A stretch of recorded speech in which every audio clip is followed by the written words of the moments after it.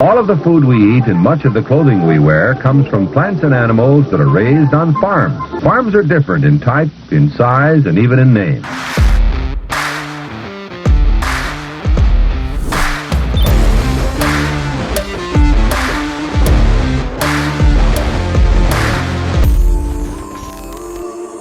Welcome to Barn Talk. What happens at the barn stays in the barn. But not today. We are going to let it all out for you. It is hot. It is hot in southeast Iowa and bone dry. And nobody is thinking about drying corn or heating their house or heating their hog building. However, a lot of you may not know, this is prime time where we'd be booking our propane for the following year. This is the time of year that we book all our propane that we're going to need for drying our corn, heating the hog barns, and our houses. Today, we have a guest that thinks about propane 24/7. He is the Director of Ag Business Development at the Propane Education and Research Council. That is a mouthful. PERC for short. We're just going to call it PERC. We really wanted to concentrate on the research today, like fireballs and some explosions, but cooler heads prevailed, and we're going to concentrate on the education part. But first, if you guys get any value from the show, you know the drill. Pay the fee. If you get any value from the show, share it out with your friends, family, coworkers, employees, whoever. It's kind of the ticket to admission to watch or listen to the show. Also, if you want to help us out, you can leave a review on Spotify or Apple. You can subscribe to us on YouTube if you want to watch the podcast. You could also tell us what you think on Spotify. They have a feature that allows you to comment your thoughts on the episode, and that's what you can do to help us. If you want to leave some questions for them to be answered on the podcast, submit them at barntalkshow@gmail.com, and we'll get them answered next time we do a Q&A episode. So without further ado, let's get into it. Mike Newland, welcome to Barn Talk. Thanks, guys. Appreciate it. Yeah. How was the flight? I know you were traveling, so. It was awesome. Flew into Des Moines. Yep. Came by like 50 or 60 Casey's stores on the way over here today, so I knew I was back in Iowa, which is awesome. The scourge of Iowa is Casey's. I love it. Yeah, you guys don't know what you got. I live in Ohio. We just got 3 or 4 or 5 around us. Long story. I used to travel the country a lot. I love Casey's. You know what you're getting. Yeah. They got a lot of stuff, but rural Iowa and Casey's kind of go together. What about the corn? How'd the corn look on the way down? Well, so we talked a little bit about that, but as I came east, you guys need a drink, and I know that. I know you know that. Closer I got, the compaction parts of the field, you start to see some discoloration. You know, it's just root systems aren't as good in those spots. So you guys are looking for a drink of water. We're hoping today, maybe a little later today, you can get one. But everything, even out our way, is dry. I mean, we look in Ohio, Western Ohio, we look like it's August already. The lawn doesn't need much mowing to keep up.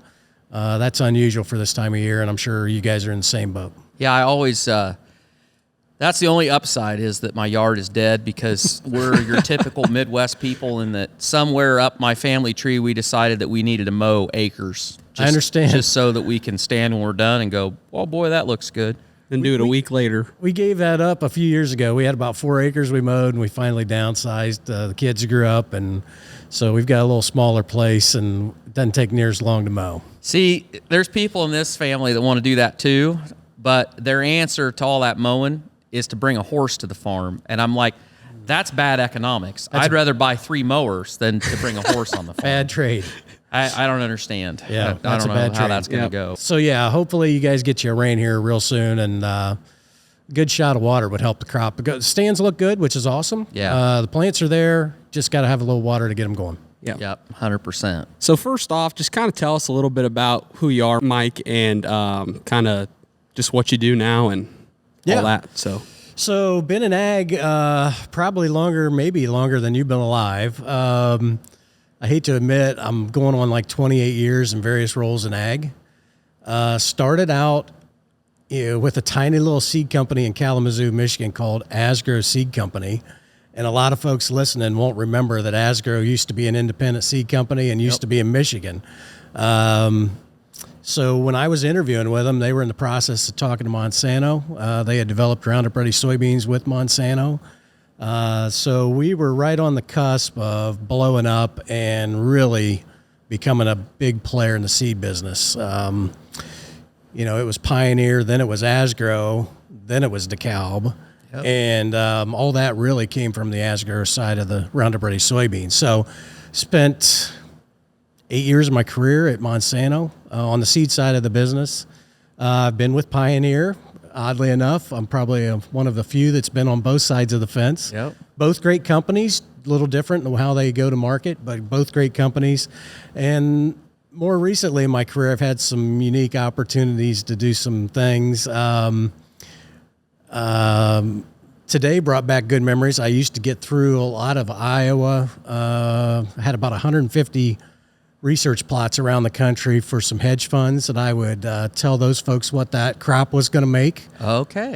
Prior to USDA coming out with their reports. Yep. So I know my way around all the corn states in the Midwest, and it's tough for me to break bad habits and not be looking at every cornfield going down the highway. So my drive today, my 2-hour drive, was very educational, and I was looking forward to getting my eyes on the crop. So. But where I'm at today, I'm with the Propane Education and Research Council. Had an opportunity to come here. It's a fantastic organization. Your listeners are going to understand what PERC is. PERC is in essence, a checkoff program. Yep. So we collect a tiny percent of a penny of every gallon of propane that's sold, and we do all the safety training for the industry. So if a person's bringing propane to your farm, they have access to all the training that we put together. We do all the outreach and marketing, if you will, for the industry. And then we also invest in private development of new products and projects. We'll talk about a couple of those here in a little bit, but we've invested some big dollars in some really unique projects that are coming to market here real soon. How do we get propane? Because a lot of people, I would imagine the majority of Americans, especially outside the Midwest, when you say propane, they think of their barbecue grill, and that's about the extent of You're exactly correct. what they know about it. It's a 20-pound cylinder that hangs on a barbecue grill, and that's what most people think about the industry. So they think ribeyes come from the grocery store. Yep. And 20-pound propane tanks come from Lowe's. And that's all you need for a good Saturday night. So propane comes from really two big sources: natural gas production, and then also oil refining. Used to be, we got the majority of it out of refineries. That's flipped today. And we produce a lot of domestic propane, and we're exporting about 60% of what we could be using here domestically. So we'll talk about some summer fill opportunities here in a little bit, but that's really why we get out, why we talk about the opportunities that are there, because we're shipping so much product overseas. And that's why really PERC invests in some development projects. We want to try to find more ways to burn it domestically instead of shipping it overseas. It's a great fuel. It's a clean fuel. We'll talk a little bit more about that, I think, down the road here. But it's a combustion fuel that's great for the environmental discussion that we seem to be drawn into right now as a country. Well, so on our farm, in our situation, I mean, we have roughly 10, we basically have a tanker. We have 10,000-gallon tanks scattered. We have 5 at our drying site. Sawyer has 2 at his site. I have 2 at this site, and we have 1 at his house. Is that right? I think you're getting them all. But we use it to dry corn. Yep. Heater hog buildings, heater house. And we do a lot of barbecue. We're you can do a lot with that volume, so that's good. And I think that's pretty traditional for a good chunk of the Midwest, but there's also a lot of other things people use it for that we're not part of. Well, I think you guys caught most of it. So grain drying, propane powers 80+% of the grain dryers in the country. Yep. You know, if it's not us, it's going to be a natural gas line, and we get that. We understand why folks want to move there if they have the opportunity. But if it's not natural gas, we're going to get that grain dryer, which is awesome. You mentioned the buildings, the hog buildings. I tell everybody, if you're eating a pork chop, a chicken, a turkey, we've heated that thing somewhere in its lifetime. So that's a big use for us. Some of the more non-traditional things that are around the farm that people may not think about, power generation. So, you've got these big 1,000-gallon tanks sitting there. We'd encourage you to take a look at backup power. Little pigs don't do well if they're not warm. If they don't have lights, it's hard for you guys to do your chores, and it's tough to turn on feeder systems without electricity. So, we've got tremendous backup power systems available throughout the market. Other things that we do are irrigation. We're not a big irrigation spot sitting here today, but you get to Nebraska, Kansas, Oklahoma, California, the Mid-South. We sell a tremendous amount of irrigation engines into those states. It's a clean fuel. Guy sits it out by his pivot. He doesn't have to worry about it leaking. He doesn't have to worry about a neighbor stealing his fuel out of it. Yep. It just works. The fuel never goes out of condition, which is a cool thing about propane that people really, I don't think, put much thought to, but it's going to be ready to go whenever you need it. So we've got some other interesting things that we also do. We've got weed flaming systems. It's a toolbar with torches on it. Yep. We control weeds. Most of the organic farmers are taking a look at a system like that.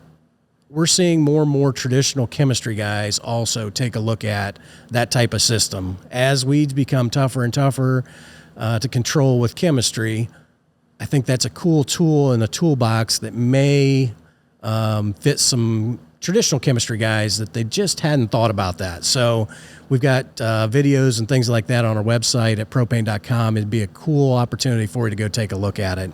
Flame might be the only thing that water hemp is not resistant to, because around here, and I think it's getting to be pretty much about anywhere that you're raising corn, water hemp is getting to be just a very difficult weed to take care of. Let's just say a bear to deal with. And you're exactly right. It doesn't matter. A weed is a weed, and it reacts to fire exactly the same way, whether it's resistant or not. So where I think we could go is, it's a 16-row toolbar, if you will. That's about the biggest that we've got out there in the commercial space.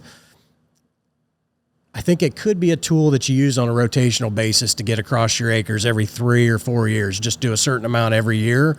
But it's a great tool. In the same breath, though, we've got a poultry house sanitizer. We can sanitize the inside of the buildings in between flocks. It's a cool tool. We got a lot of great press and coverage during the avian flu outbreak. We were doing interviews left and right about that technology. The company that makes that's in Kansas, and produce a really nice product. So all good technologies and things that most folks don't think about when they think about farm use and propane. Yeah, I think it's something that you touched on a little bit on your point there. It's just kind of the norm that you just don't even think about. But all the things that we use propane for, it's just, if you actually sit there and think about it, it's like, holy crap. Like, it's almost like you don't even think about the advantages of it because you just had it. Like, I've just had it my whole life. But it's just like, when you touch on it and go on that rabbit hole, it's like, damn, there's a lot of stuff. And I think the ag guys are pretty comfortable with it. We get into some other markets and people, we're talking about banning gas stoves in the country, and I mean, it just makes no sense. Yep. But the ag community has been around propane for decades. We know what it is. We know how to use it. We know it's safe. You talked about mowers. We've got commercial mowers, 60-inch zero turns that run on propane every single day across the country. Commercial landscape companies that just love them. So there's a lot we can do with it. There's more that we can do with it, and it's a good fuel. It's cleanest combustion fuel available today on the planet. So, gosh, we love talking about the environmental aspects of it as well. Yeah, something that's unique as far as a reason or a use for propane when it comes to generators. The times change, and there's a construction company that used to do a lot of work in previous life of mine. When they would go to a job site that didn't have permanent power, they would run gas. They would run gas generators, and they switched to propane. And the reason they switched is because they were tired of them getting stolen. Sure. And when people show up and they realize that the generator's running on propane, they don't steal it. No, there's nothing to steal. Right. Tough to do. Yeah. And there's some big companies that are doing that temporary heat thing with propane power generators. Yep. They're running big construction sites in the middle of downtown cities on propane generators. Yep. That space is really booming, and believe it or not, we actually have a product the company's making now to charge electric vehicles with propane. We were demoing that at a big truck show out in Anaheim, California. Yep. And I think they sold, I don't know, half a dozen units at that truck show. But every truck that ran a demo at that show was recharged with a propane power generator. Well, I think that's a good, I mean, if anybody, if you're a listener to this show for any length of time, you'll know that I'm kind of a Tesla bug. And I think that the technology that they're building out is pretty neat, but something I found is curious within our country is when you have the guy that has his company is literally invented a lot of this technology, and he's telling the United States government that they really don't need to incentivize to push this any faster because we're not ready for it, because the infrastructure's not ready for it, and the government doesn't listen to them. That's a bad deal. And that's exactly, you guys are getting an answer to a problem that's been created because yes, we can build all these electric vehicles and we can build an electric heavy truck. Yeah. But you sure as heck can't charge it everywhere. And that's where the problems start because the infrastructure just is not there. Well, and our grids has shown some vulnerability over the last few years, to be honest with you. We had a big storm in Texas where we had some deaths, unfortunately. And some of that was solar and wind power that just couldn't do what it's supposed engineered to do. I agree with you.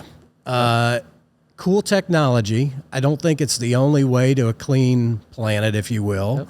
Yep. We've got a great fuel. We've got a lot of it. And we think we may have a engine solution down the road, too. Or coming we want to talk about coming that very soon. I thought another thing that, another use case of propane that we don't really talk about, but you kind of brought it up when we were talking to Mike previous to getting on the podcast about these trucks getting baked after they load a set of pigs off a truck or for biosecurity reasons. And they go and they get their truck washed and then they have to obviously let them dry and bake them. And that's a really cool use of propane too. So there's just so many ways that you don't even think of when it comes to propane. Anything that's energy or heat intense, I think we've got a great solution for it, to be very honest with you. So, and if I don't know, I'm not going to put you on the spot. I thought about this, but one of the reasons that for us propane has been so important to keeping our barns heated is because, as you know, we've talked about, we've got solar on our hog buildings. And the reason we've got it is because in 10 years, we've seen the cost of our electricity double. Yep. And we work on a contract rate. The price we're getting paid to raise these pigs on the contract side, that hasn't changed in 10 years. So the difference in those costs, that squeezes us. And solar has been a good hedge against that. But a really interesting thing for us is, and I think people don't realize this, but in that 10 years when I book, because let's talk about summer fill, because we talked about that in the opening, that this is just about prime time where my LP guy, my propane guy, will be calling me and say, this is about where it's at. What are you thinking? What do you want to do? And we book a lot of that propane, or we book all of ours in the summer off of what we used last year and figuring, what are we going to use? But that price, it hasn't changed much. Now, we had a year, I don't know when that was. Maybe it was 19. It was. That propane got pretty high. Yep. But if you booked it early, it still wasn't. It was higher than normal, but it wasn't too bad. But I know last year it wasn't much different than it's been, probably the 5-year average at least. So you're exactly right. The energy run up during COVID didn't impact us. as I mentioned, we're exporting more than half of what we've got available, and it's supply and demand, to be very honest with you. And you're exactly correct. So, oil's up, and we're back off highs for sure now. But even during the big run up, on oil, propane really didn't chase it. And historically, there's a very strong correlation between oil and propane. But we've seen that kind of uncouple here recently. And to your point, I never talk price because who knows who's listening and where they live. Yep. And pricing's all local. But you've got opportunities for that conversation, and thank you for pointing it out, and I'm glad you guys talk about it right now, because I also have customers who will pick up the phone in the combine going to the first cornfield and said, hey, I need propane. Yep. And I'm going to be there in, a half an hour for the first dump. You're doing it right. We appreciate you saying that. But right now is the best time to have the conversations. You don't have any pressure on you. Yeah. It's not cold. You're not on the way to the cornfield. And that's exactly the right way to go about it. But yeah, we've seen very steady prices in general. We've seen some peaks, but in general, we've been very happy with where we've been over the last 3 to 4 years. Yeah. How many gallons of propane are consumed here in America? Do you know that? Domestically, somewhere between 9 and 10 billion gallons a year, depending on how cold the winter is. How wet the corn is. Corn's probably the biggest variable we have at PERC in the propane industry. About 1 billion of that 9 gets used in agriculture. Wow. So we're about 12% of the market in the ag space. Yeah. But a lot of it goes into those 20-pound cylinders, believe it or not. Oh, I can believe that. Residential is our biggest market. We cook with it. We heat houses with it. You can dry your clothes with it. All those cool things around the house. And the aesthetic things out in the backyard that people love to do on the weekends, which is awesome, all run on propane. But ag's about 11 to 12% of that 9 plus billion. Yeah. Well, and people aren't any different than pigs.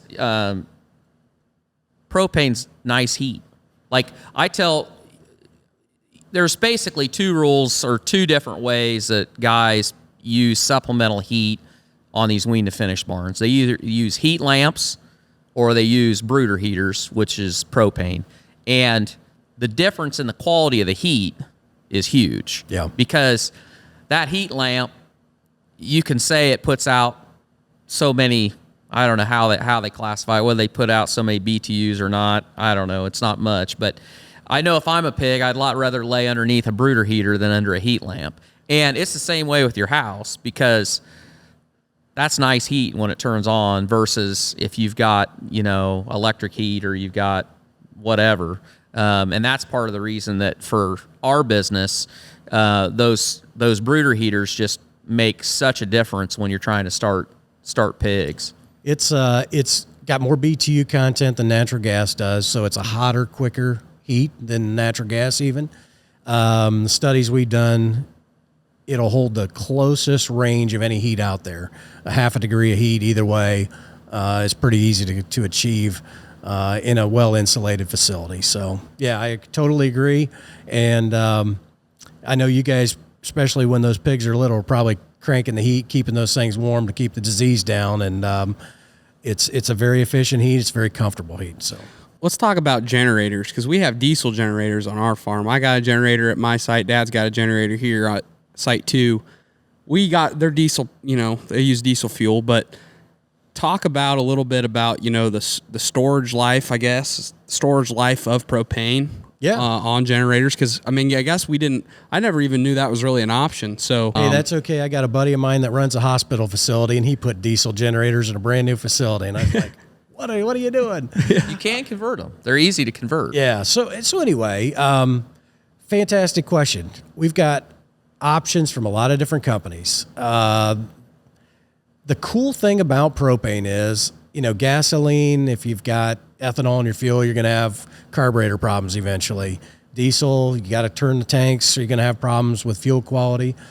Propane can sit there indefinitely, and that's one of the things the irrigation guys love. They may not run their center pivot. If in a good year, with any luck, they don't have to turn that thing on, and The fuel's going to be ready to go whenever you need it.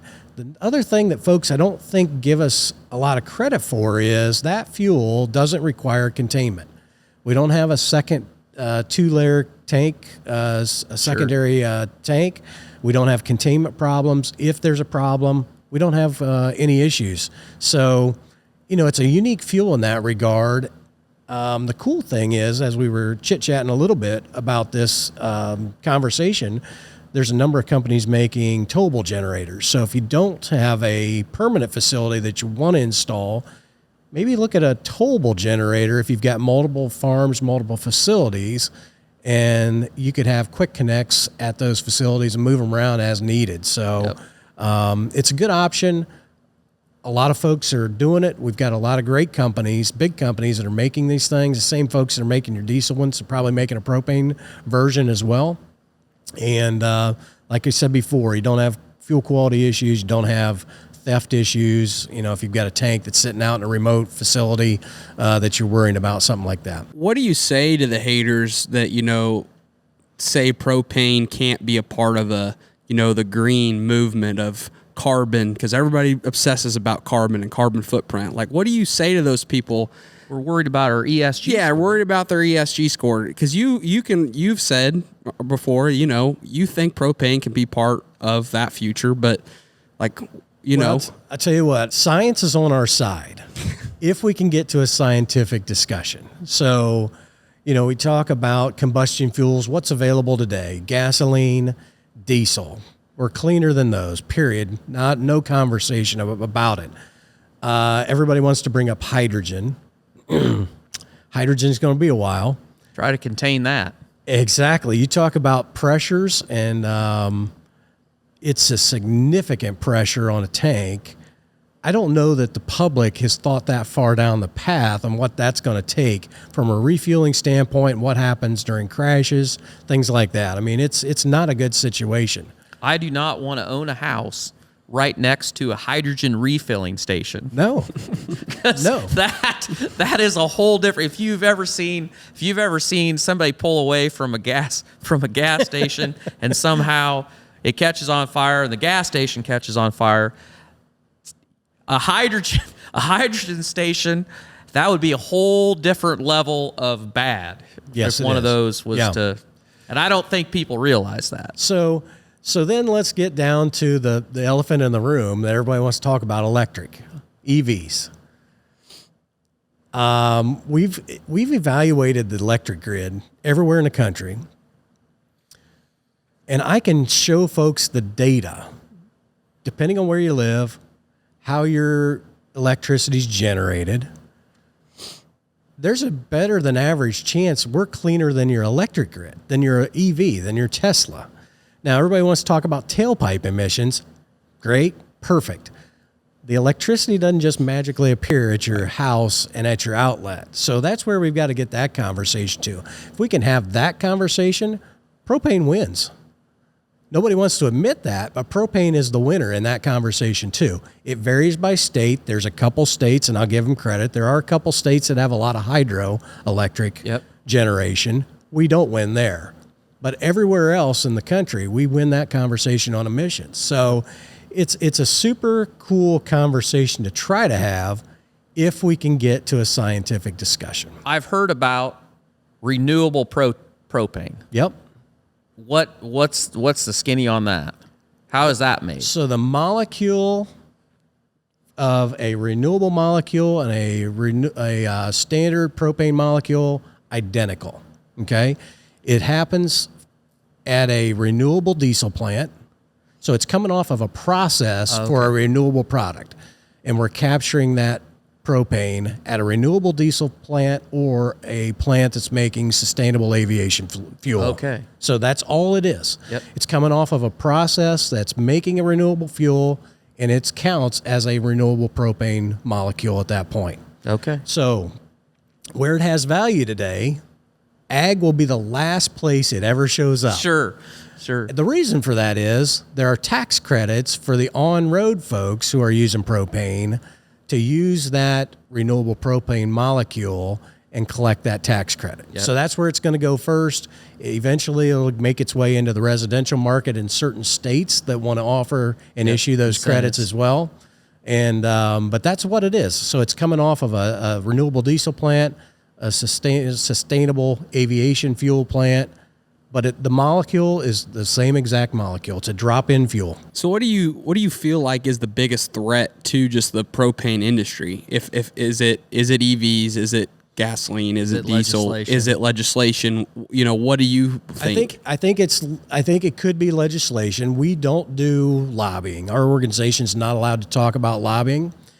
I will tell folks, you got to pay attention to what's going on in the energy sector. I live in rural Ohio.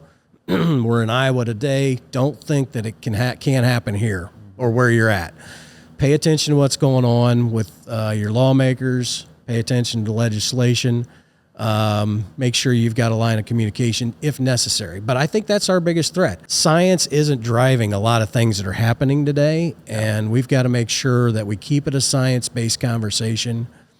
And we got to continue. Our industry has to continue to innovate to make sure we're ready to go when that conversation does get ready to happen. Do you feel like that's a conversation that within your industry you're going to have as far as doing lobbying? And the reason I say that is because, the pork producers, the corn growers, the soybean association, we're all lobbying. Yep. And I used to think about that a lot differently than I do today. And the reason is because a lot of people think that lobbyists are there to grease the wheels to get stuff that they want. But if you talk to enough people in enough industries that are involved in that, the majority of their time is spent trying to defend what they're doing, because basically what I hear is, if you're not there standing up when somebody says, oh yeah, those propane guys, they're a bunch of blah, blah, blah, blah, blah. If there isn't anybody standing there go, wait a minute, that's not true. If you're not there standing up for yourself, then you're going to get steamrolled. Yeah. So PERC, the Propane Education Research Council that I'm with, cannot lobby. There's another company in the propane industry, the National Propane Gas Association, that does lobby for the industry. Yeah. So we are on the safety education side. Yep. MPGA, National Propane Gas Association, actually does just that. And you're exactly right. You either part of the conversation or you're on the menu. So we've got to be involved. We have 38 state propane gas associations as well. Yep. And those folks do a great job with their state folks. We support them with facts, figures. We're allowed to do that. Yep. But as far as direct conversations between our organization and those lawmakers, we are not allowed to do that. We're able to provide data, and that's what we do. We just want to provide them the facts, and we like to go through our state associations in that regard. With all this dry weather going on right now, let's circle back to irrigation a little bit, because that's something that I don't think a lot of people think about when you think about propane, and kind of why producers should think about using propane for irrigation system. Over 70% of irrigation is electric today. So, really? Yeah, how about that? 70% is electric. I would have never thought it was that high. Yeah, so if you can, and what I think drove that is folks were willing to run lines probably for little to nothing or nothing back in the day. That's tough to get done now today. Yeah, your RECs probably drove that. Yeah, so if you've got power there, maybe you can make the argument with me that, I'm just going to put in another motor and we'll just continue to do it. Last week in Ohio, our biggest electricity provider announced a 30% increase on electricity. Oh. So even in the Midwest, where electricity's always been cheap, it was, you can make an argument that it was economic to run an electric motor. Yep. I don't think I have to have that conversation much anymore. You talked about your electric rates. Folks in Ohio just decided to crank the price up. So, it's easy to set a propane tank, and get started on a brand new pivot. Engines are readily available. We're kind of through the glut of COVID and having supply chain issues on engines. And we've got various engine packages all the way from, pretty small horsepower up to big stuff that we sell in California. California, they require a lot of water. Water's really deep. We need big horsepower engines out there to lift that much water. And we've got the offerings to do it out there. So it's a cool technology. It's pretty basic, to be honest with you. We're driving a pump. Yep. You can do it electrically. You can do it with propane. You can do it with diesel. We think we've got a better option. And if anybody's listening or thinking about putting in a new pivot, man, I think they need to really look at what options we've got from our industry. If I had a pivot, I'd be flipping the switch This year, right, is the one. There is actually a guy that I sold a couple of hog buildings to in Jefferson County, which is just south of us. I mean, this guy is probably less than 30 minutes from here. And he's a little bit of a different cat. But he's got two 260 acre, or maybe they're 320 acre fields. And he put in center pivots. And this would have been like 10 years ago. Yep. And every one of his neighbors, along with us, as we're selling these hog bellies, I was just like, do you have a lot of sand here or something? Like, what's this coming from? And he said to me, I think that our summers we're getting drier. And he said, I think it's going to keep getting drier. And I can't afford to go buy more ground because ground's getting more expensive. So he said, I got to get every bushel I can out of what I got, so I'm going to irrigate it. Well, I can tell you what, the last couple years, I think that guy he looks pretty smart. I don't know whether anybody else around him has looked at doing it, but I'll bet you by today, those deals have penciled out pretty well for him. So I would bet so. Kudos to him. You know, it's the one limiting factor that we have the ability to control in agriculture, in row crop production, is water. And it doesn't work everywhere, doesn't pencil out everywhere. I don't live in an irrigation area. We've got a couple little sections of Ohio that do irrigate. But, man, you get to Nebraska, Kansas, Oklahoma, and the Mid-South, like I said. What's the difference between raising a crop and not? Yeah, that's exactly right. You know, so I tell everybody that's never been to the Delta, the Mississippi Delta, they're trying to raise a crop and get it finished before the heat kills it. Yep. And that's the only way you can do it. And we were I was at Commodity Classic down in Orlando. Yeah. And I sat down and had lunch sitting across from this family from eastern Colorado. And they were there because they set the yield record for non-irrigated corn in eastern Colorado. And they irrigate, but their limiting factor is how much water they get from, I don't know what reservoir it is, but they said last year their allotment was 6 or 7 inches of water. So they had a very poor crop. But you know what it takes to win the non-irrigated class as far as bushels to the acre in eastern Colorado? It's probably not very much.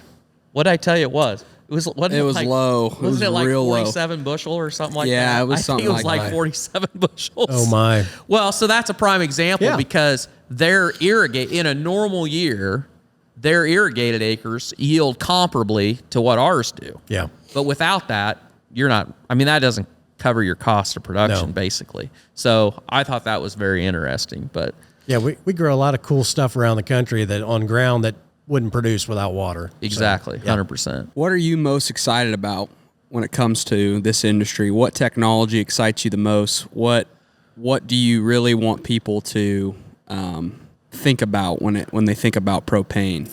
I'll tell you what, I've got a project going right now in California. We did a research project with UC Davis a number of years ago on using steam to inject into the ground to control nematodes, and it was actually killing weed seed as well. So currently they're using methyl bromide to control the nematodes out there. And methyl bromide's a really bad chemical. Yep. But they keep grandfathering, keep allowing it to go because we don't really have a good alternative. We're building the first commercial steam unit right now out there in California, in Salinas, California. It's going to be used on lettuce acres, strawberry acres. We've had discussions with some of the biggest berry producers in the country about the technology. They're excited about it. But the unit we're building, I think, could change the way those folks are able to grow crop. And that's the one thing that I am pumped up about for our industry. If we can change the way that chemistry gets used and produce a cleaner strawberry, a cleaner head of lettuce that's healthier, that we don't have to worry about residues. We don't have to worry about it, the people next to the farms that are being applied to. I mean, that's the big risk right now. So that's the one technology that I'm fired up about. It's going to be about another year before we can get it to the field. But we've got pieces and parts and components coming for it. And I think it's got an opportunity to really change things out there. Yeah, that's awesome. Okay. Before we run out of time, I want to circle back because we almost got to this when we were talking about EVs and the grid and all that. But the diesel truck, that's kind of the backbone of really the American economy, because I don't care if you're a farmer, you're a contractor, you're anybody that's delivering anything anywhere, you're probably hauling it in the bed of something that's running. The chassis has got a diesel engine in it. Yep. And we all want to talk about EVs, but the EV business hasn't really had an answer for this. And as we talked about, I don't think the grid is anywhere close to being able to handle it. But you guys are working with a company that may have the answer for this before anybody else. You want to talk about that a little bit? I do. We'll take a couple minutes, and I appreciate that. So PERC a number of years ago had conversation with Cummins about building a propane engine.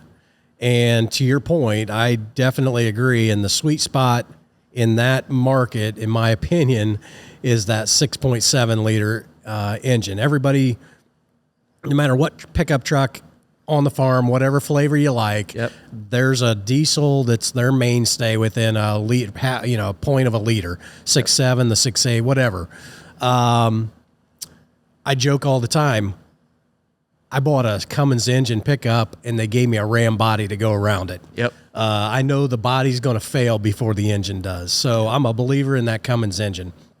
So where we are today is Cummins has hand-built test units. This has been, 6-7 years in the making to get to this point. We've got 2+ years on a propane delivery truck right now in Columbus, Indiana, where Cummins is. That truck's been running around delivering propane, and they're pulling data and all kinds of data off of that thing on a daily basis. But we are hoping that engine is ready to go into production units for model year 2025, we hope. It's going to be close. But, everybody, the first thing when they hear that says, man, where are you going to fuel this thing driving across the country? Well, where we think it's going to go first is to delivery. Folks that are running fleets that are leaving the yard every morning, running a route and coming right back to that same spot.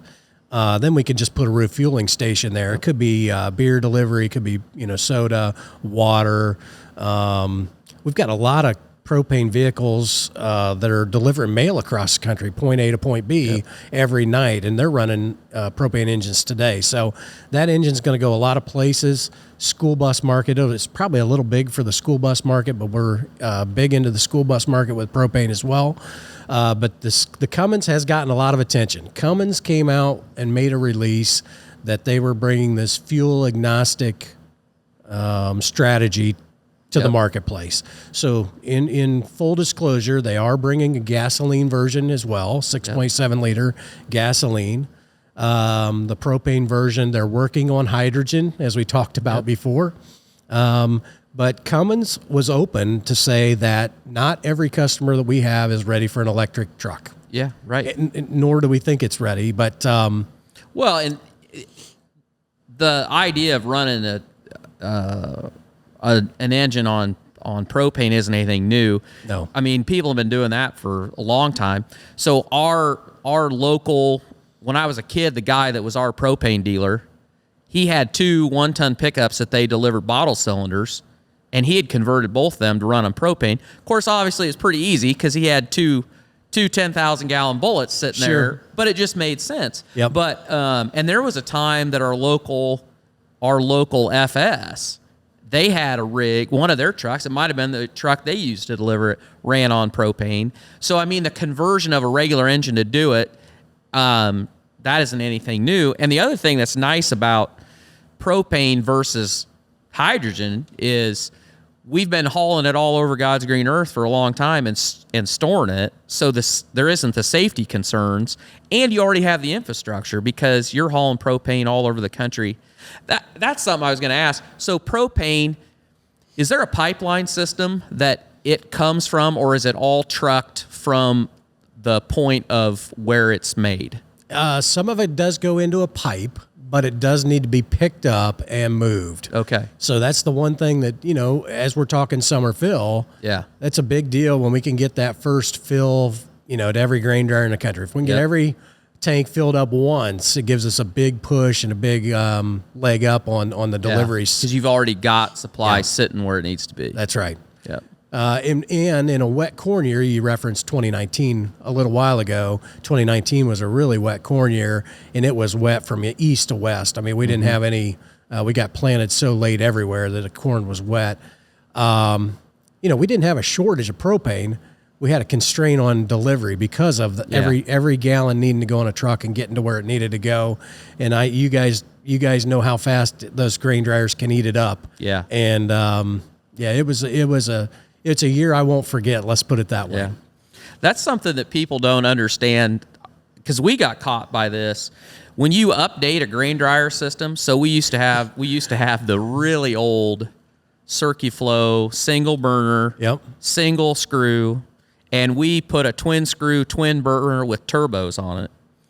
And that thing will dry corn. I mean, for us, we're not big grain farmers, but man, it'll dry grain fast. Yeah. However, when you get both burners running with both turbos, you also will burn a lot of gas in a hurry. Yeah. And when we build our site, what we call our Site 1, we put 5 LP tanks there, and they feed the building and they feed the grain dryer when we need it. But when we did it, we weren't thinking, well, I don't know. I think we were just, that was the way it had always been. Only 2 of those tanks were set up to draw liquid because there is a difference.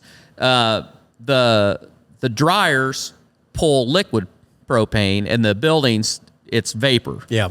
Well, heck, I went over there and checked the tanks, and all the tanks were half full. And then the next thing I know, my dryer wasn't running. I had to call my FS guy, and that was when we were like, oh, I think we better convert some more of these, because otherwise we're going to be dumping gas a lot more often. That's right. So, yep. Yeah. So on our farm, solar and propane are our 2, we use those as our energy sources. I feel like that's how it is around here for all of our neighbors and just kind of in our area. Because when the solar deal happened, everybody was on it. When the tax credit came in, everybody's throwing solar on their hog barn.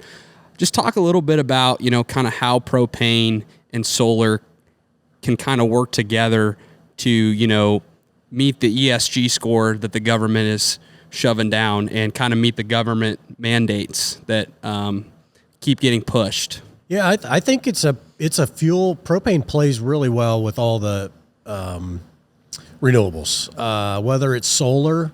Gosh, I had a chance to go to Puerto Rico. It's been over a year ago already, but they've got fuel cells in their homes, and they're doing the exact same thing you guys are just doing on a residential scale down there. They've got a solar panel, it's feeding a battery, and a fuel cell, propane fuel cell, that's just running all the time to keep that battery charged. So similar concept to what you guys are doing, and I think it's a perfect system. Gosh, you guys get more sunlight than we do in Ohio. Solar in Ohio doesn't work as well as it does. We got those big bodies of water up there, the Great Lakes, and we've always got clouds. So here and further west, you got a lot of sunlight. You might as well take advantage of it. We're looking at a couple interesting projects that are pairing solar with propane power generation, and they've got a lot of promise. They get a lot more attention.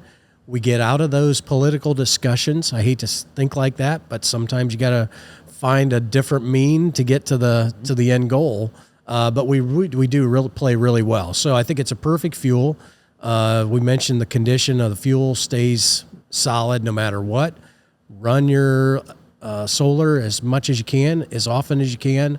When you need the power, it's ready to go with propane. So I think it's a perfect setup. Well, I think we're getting down to wrapping it up, but I do have one more question for you. I got one too. Well, I think I got the one that you got in your head. Okay. So I'm just going to come out with it. Okay, we'll see how close So we are. before we got on this podcast, you said you've been here to Washington County before. Yeah. And you said you're going to wait to tell us why on the podcast. Yep. So why have you been to Washington County, and why the hell are we just meeting now and not earlier? So I mentioned earlier one of my career stops, the 150 test plots around. So some of those test plots, I know we had one in this county. Okay. So we would come and look at the corn and soybeans about 5 times a year at 150 different locations across the country.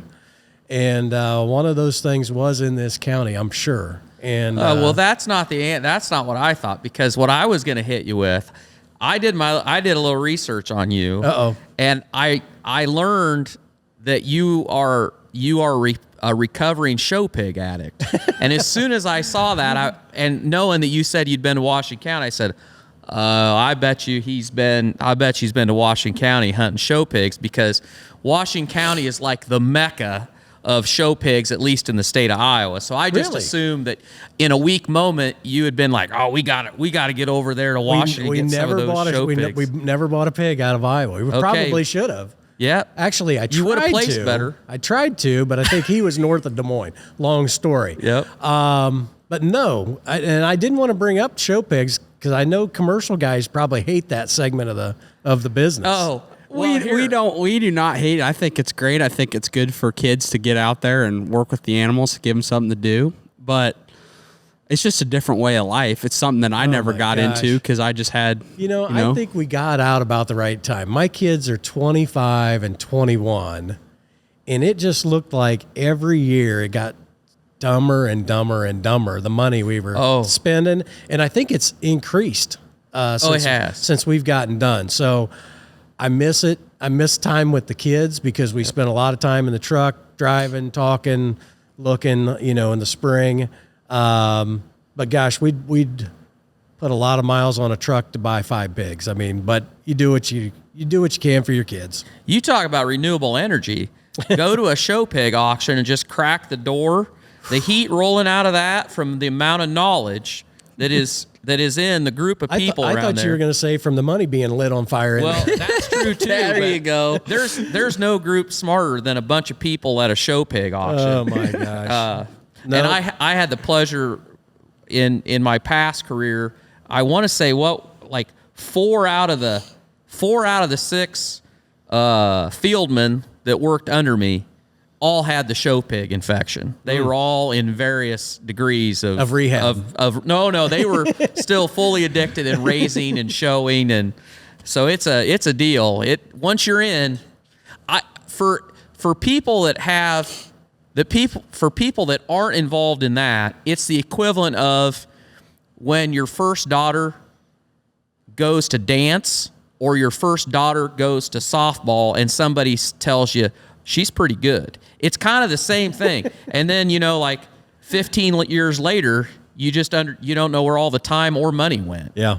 So I kept track of how much money we spent one time, well, for 1 year.